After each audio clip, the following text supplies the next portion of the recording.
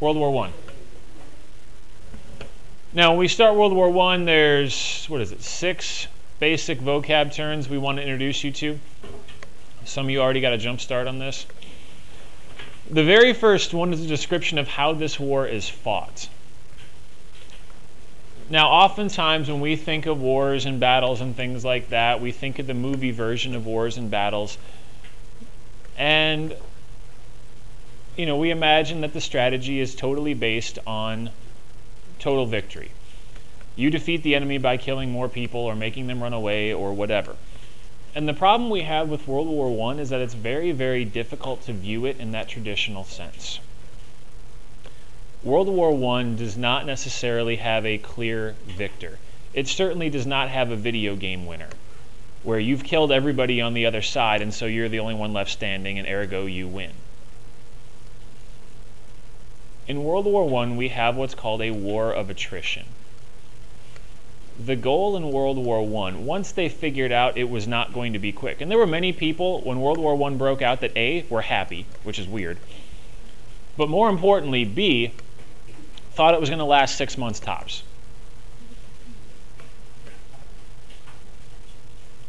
When it didn't, they realized that it was going to be a whole lot harder to end this war than they had thought. And the goal became make the other guy give up because there was no hope of killing him. I know some of you have played those video games or like even watching action movies where the bad guys just seem to keep coming. Like they're being magically created someplace off camera, off screen, wherever, and there is just a constant flood of them. And they never seem to run out. And you're like, how many of these people have died so far? Right. That's kind of how World War I was fought. When you're numbering your army in the millions, and the guy you're fighting has an army in the millions, the soldiers just seem to keep coming. I mean, this is not a 2,000 on 2,000 or 10,000 on 10,000, where at some point you just run out of guys. Like Paul was saying earlier, the populations have gotten so large that the size of your army is just about limitless compared to your ability to kill them. And so the idea became you have to wear down the other side and make them want to quit. I don't know how many of you guys have ever played sports and you had a coach that made you run sprints until you literally could not run anymore. I had one of those. The goal was never to get to the end of that sprint. The goal was to make us quit. It worked. That was the goal in World War I. You can't possibly kill them all. So you have to wear them down and make them want to stop fighting. Nick? Couldn't you just kill enough of them in one area to go and demoralize them by taking an area of their... But that's the same thing. Kill enough of them to demoralize the rest to make them want to stop fighting. But you can't kill enough of them to defeat them outright. And that's what we mean by a war of attrition. You are wearing them down. Now, another fun word, and this is one that many of you are already intimately familiar with because of your parents. Ultimatum. Ultimatum is do this or else. Clean your room or you're grounded. Bring back the car without a scratch or you die. I'm sure none of your parents ever said that, or if they did, they really didn't mean it because they love you. In this case, this is how the war is going to begin. One country is going to make a demand of another country, and the demand will be so outrageous and so excessive that there really is only one possible response, and that is war. Other fun words, blank check. It's about like what it sounds. Imagine if somebody handed you a check and all they did was sign their name to it. And there was no dollar amount put in. And they said, here, put in whatever you want. And you carefully draw the infinity symbol and then try to cash it. And the bank looks at you like, what? So, with these alliances that are created, countries will oftentimes make a blank check offer of aid. to each other. In other words, I will give you whatever you need. Supplies, men, weapons, whatever I have is yours. Now, the places where the fighting takes place, primarily in two areas, the Western Front and the Eastern Front. The Western Front is the shared border between Germany and France. It's on the western portion of Europe, which is why it's called the Western Front. Clever name. And the Eastern Front, then, is in the eastern part of Europe, the border between Germany and Russia. Most of the fighting in the war will take place there. Some of the fighting will take place in the colonies. The overwhelming majority of it will take place here. And then the last thing, the obvious question that I always get from sophomores, what did they call World War I? Well, they didn't call it World War I when it was happening, because nobody knew that there was going to be a World War II. And if you didn't know there was going to be a World War II, why on earth would you call it World War I? There's no reason. So during the war, what did they call this war? Well, they called it the Great War. Isn't that kind of a silly name for a war? You need to understand this. They were excited about this war. And it's appropriate that we're into March Madness now, because the way that people are excited about the NCAA tournament is the way that people are excited about the Great War. They were finally going to get to prove who the best country was. So the NCAA championship was a war. That's pretty much that. Yeah. They wanted to compete against each other. You had your number one seeds. You had your last-ins that were barely good enough to qualify as a significant fighting force. Everybody was jumping on one team or another, and they were excited about the opportunity to have this epic battle in order to see who the greatest country was. But again, you have that mentality when you think it's going to be a quick war, 6 months, clear winner, clear loser, and then we all go back to life as normal. What happens if the NCAA tournament, instead of being 64 teams, was like every single college in the country, and it took a year and a half? Do you think people would get worn out? Do you think players would be dropping from injury left and right? That's what World War I turns into. It starts out as this very short, very exciting confrontation. Yeah, Germany's finally going to kick everybody else's butts. No, you're not. England is. Your team sucks. Whatever. It turns into this 4-year, massively destructive, massively deadly slugfest. And about halfway through, all the sides involved are going, man, what did we get ourselves into? This is not the fun war that we thought it was going to be. And that's kind of a perverse way of thinking about war, isn't it? Yeah, this is going to be fun. This is going to be great. Let's go fight. Next class, I'm going to show you the opening sequence in an old movie called All Quiet on the Western Front. No, we can't watch the whole movie. We have 2 days to learn about World War I. Come on.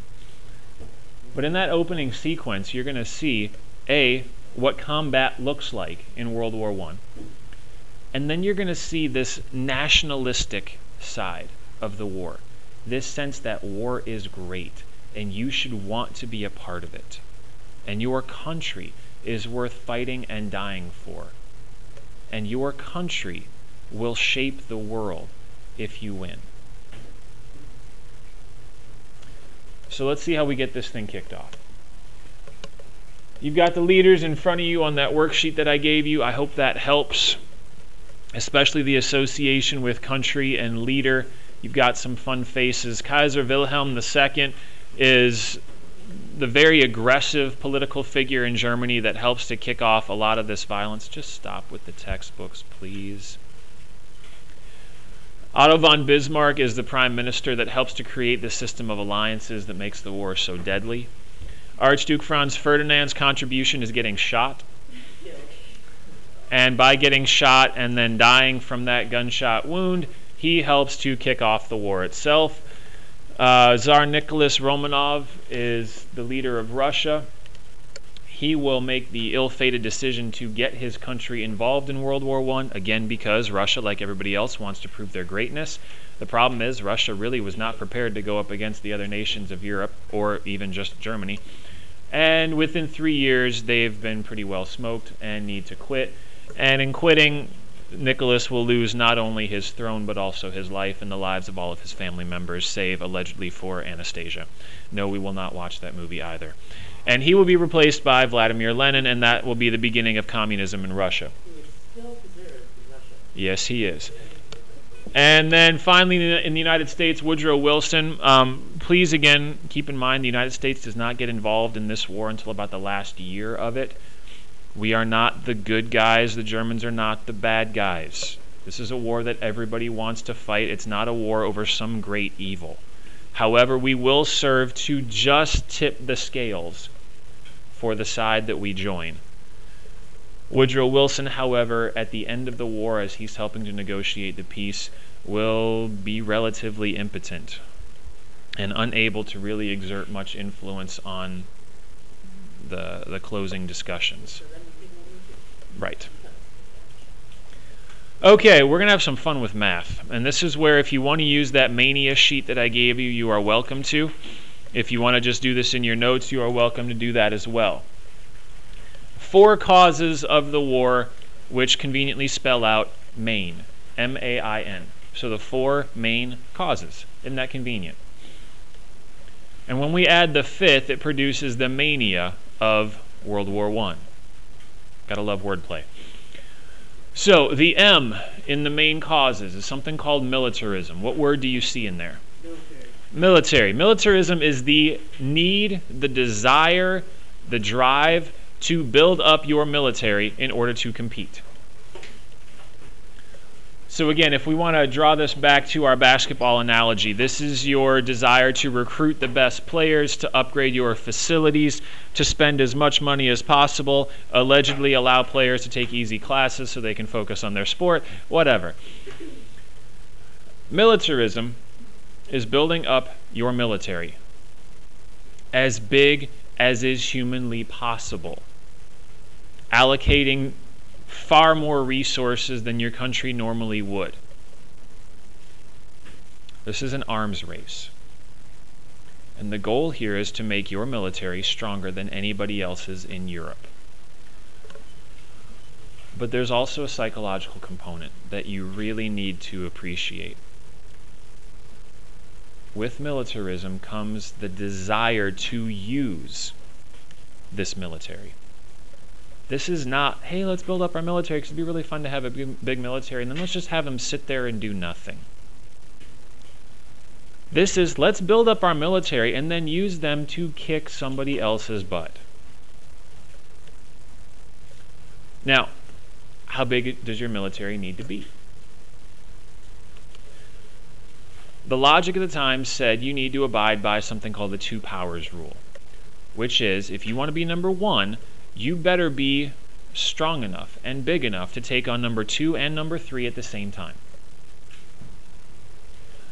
So, let's say that Germany, which has the best army in the world at that time, has an army of 1,000 soldiers. We're going to use really small numbers. And 10 ships in their navy. And Great Britain, who has the best navy in the world, has only 500 soldiers but 50 ships. And France, who we just like to make fun of because they're French, is somewhere around there. Now, if you are France and you have aspirations of being the dominant military power in Europe, how big does your military need to be in order to take on the next 2 most powerful together at the same time? Theoretically, at least 1,500 men and 60 ships. Right. So, as big as the other 2 combined. So you need to go from 300 to 1,500. And you need to go from 20 to 60. Problem for Great Britain. You are now outpaced both by the Germans and by the French, which is embarrassing. What do you need to do if you are Great Britain? Increase your army to 2,500 and your ships to 70. See, told you math was fun.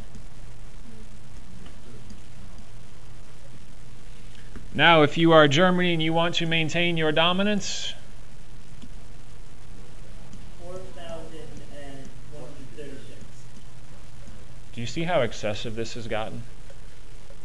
And now can you imagine if instead of talking about a couple thousand, we're talking about hundreds of thousands or even a couple million? Can you imagine the money that's being spent on military?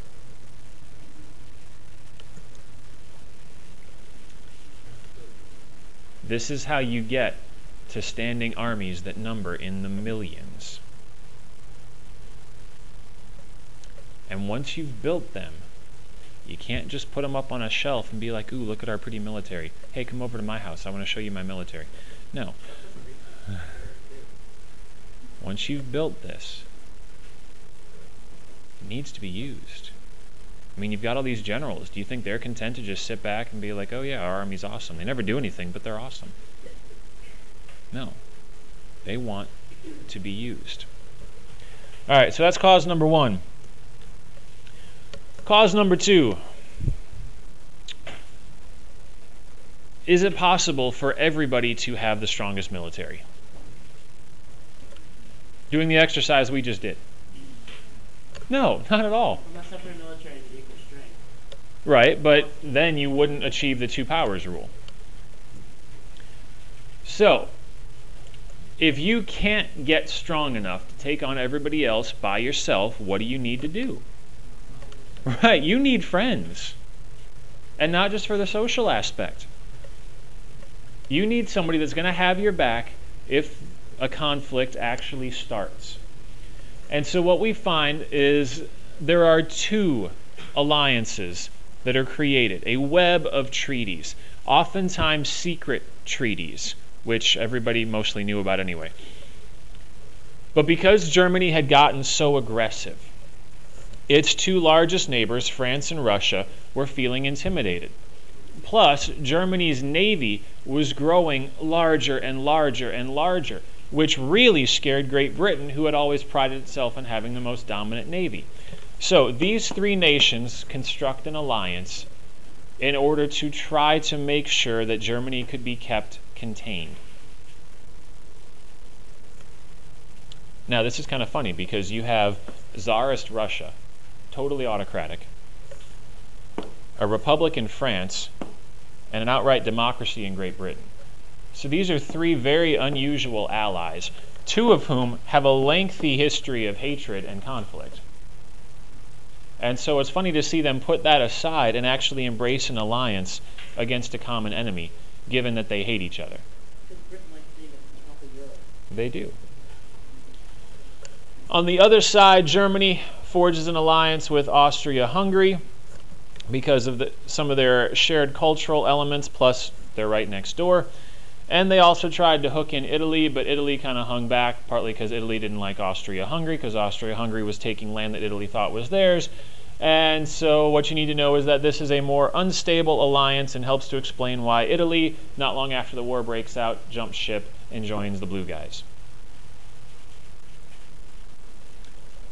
More importantly than who's on which side, if a fight breaks out, what does this guarantee? Greater involvement. Right. Well, is it going to be possible to have a one-on-one, relatively isolated conflict? No. You know, think of it in terms of like fight at school, which obviously we hope doesn't happen. You know, if it's one person fighting one person, the damage is pretty minimal. But if each person brings 15 friends, I mean, that turns into a brawl pretty quick. And what happens with a really big fight versus a really small fight? More damage, more injury to who? Bystanders. Not just the people in the fight, but the people that aren't even involved. And that's what makes World War I so devastating, is when you get that many countries involved, you can't keep the fighting localized. Other people are going to be impacted. All right, cause number 3. We got the M, we got the A, here's the I. Imperialism. What's imperialism?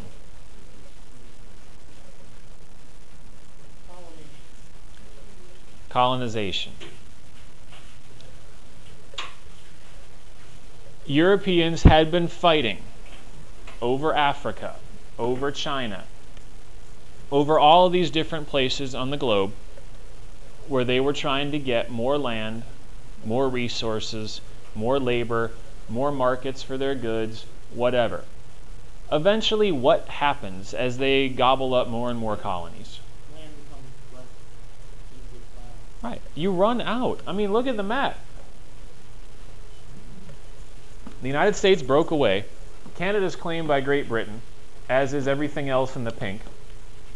Latin America has already broken away from Europe. You can't go back there and recolonize because they'll just kick you out again. The Middle East is divided up amongst a series of nations. Africa is already claimed, except for Ethiopia, which has managed to keep Europeans out so far, and Liberia. India has been claimed by the British. China's been divided up into spheres of influence by any number of countries. Japan is an empire in and of itself now, so you can't go there. The East Indies have been claimed, as has Australia. I mean, where else do you go?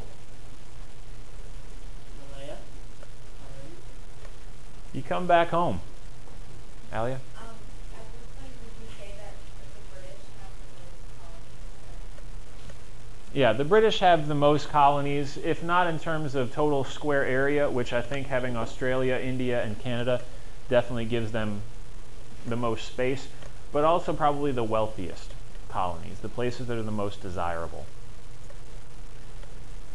So as you're looking for more places to colonize, whether you're German or Russian or Italian or whomever,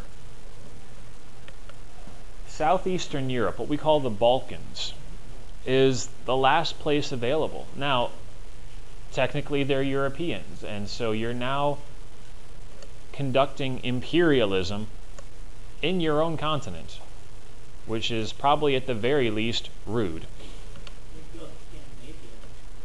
Right. But this really is kind of the last place left, and so it's this competition for colonies that is going to drive the competition that ultimately turns into conflict. All right, are we good so far? So, quick recap. The M was militarism. The A was alliances. The I is imperialism. Emily? Well, interesting. It's a good question. What causes the militarism and the alliances and all that? All of these are interconnected. In order to gain control of all these colonies, what do you need? A large military. Creating large militaries does what to your neighbors? Scares them and makes them feel the need for alliances. Alliances cause competition and make people feel the need to increase the size of their military and gain more colonies in order to get more natural resources. It's a very vicious cycle. It just keeps going round and round. And then we throw in the last one, nationalism. The belief in the greatness of your country, the belief in putting the interests of your country over everybody else's, the belief that everybody else sucks compared to you, whether culturally, linguistically, whatever.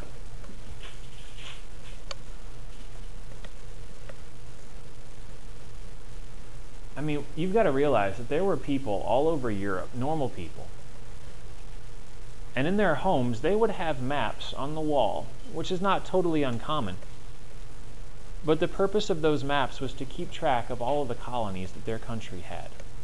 Every time a new colony was added, new maps would be published, or people would color in the newly conquered area, and there would be celebration, because it was proving how great their country was. Here's another example. Please don't copy this down. You have better things to do. Here's an example of nationalism. The German hymn of hate.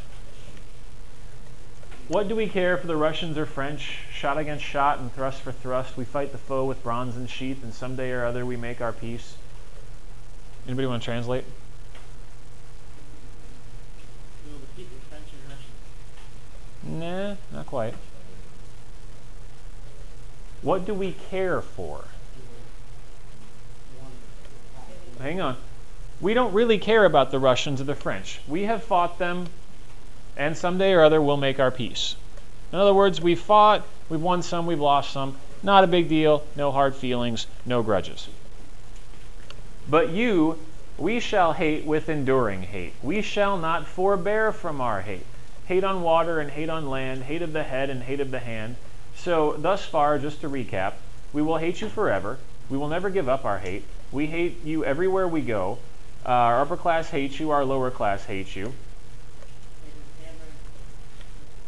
The working class hates you, our leaders hate you. Hate of 70 millions pressing down. Every single person in our country hates you. We love as one, we hate as one, we have one foe, one true enemy, and one alone, England. And then if you read the very last line, this is the third stanza. There were two that came before about how much they hate England. Somebody wrote an entire poem based on nothing other than the fact that Germany really hates England. I'm pretty sure there was a fourth stanza. That is a beautiful and slightly creepy illustration of nationalism. This is the extent to which people are taking pride in their countries above all else. How does that tie into the military? Military destroys your foe. Military destroys your foe, but what else? Military is yet another source of pride. Just like sports teams. My team is better than yours. Oh, look who we just signed. We're definitely going to kick your butt now. Look how big our military is getting. We are so much stronger than you. Militaries are used to gain more imperial power. Alliances are used to make up the difference. This whole thing just feeds on itself. This is a 30-year process from the 1880s heading into 1914. This is not an overnight thing.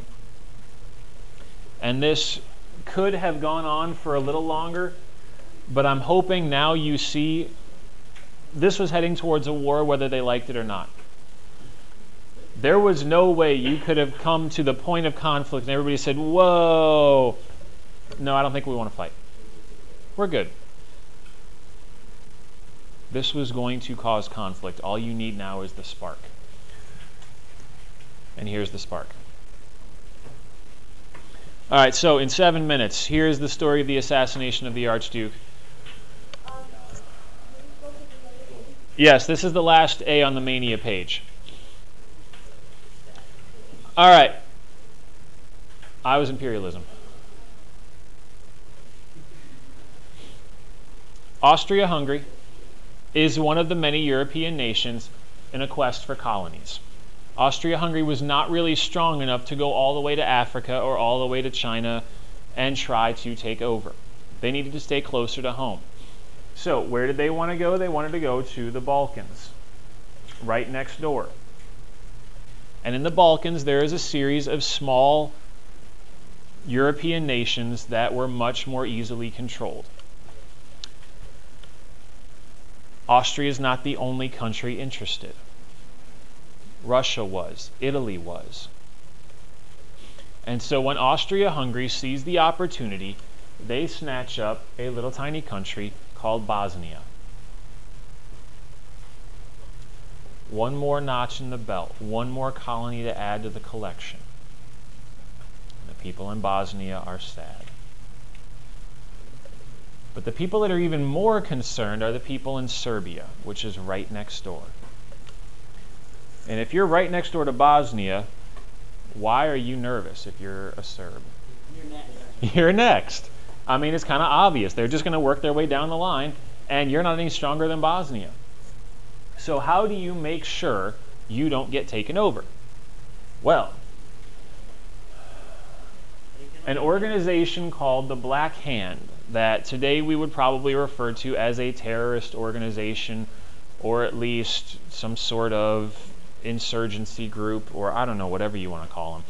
In their eyes, they were patriots. And what they were going to try to do was to save their country from being taken over by Austria-Hungary.